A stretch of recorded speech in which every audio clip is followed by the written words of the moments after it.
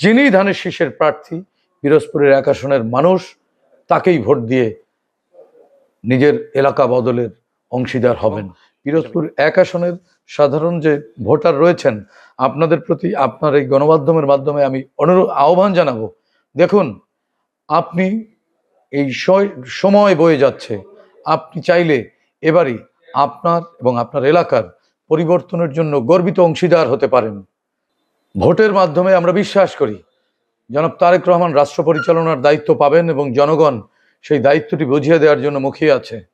সেই জায়গা থেকে পিরোজপুরের সাধারণ মানুষও সেই প্রতিশ্রুতির সাথে সংহতি প্রকাশ করে ধানের শীষকে ভোট দিয়ে বিজয়ী করবেন এবং এই পিরোজপুর 1 আসনে আমি হই অধ্যক্ষ আলমগীর হোসেন, নজরুল ইসলাম খান, সাইদুল ইসলাম কিসমত, এলিজা জামান যাকেই মনোনয়ন দেন, এমনকি জোটেরও কেউ কেউ চাচ্ছেন, সেটি দলের হাইকমান্ড মীমাংসা করবেন।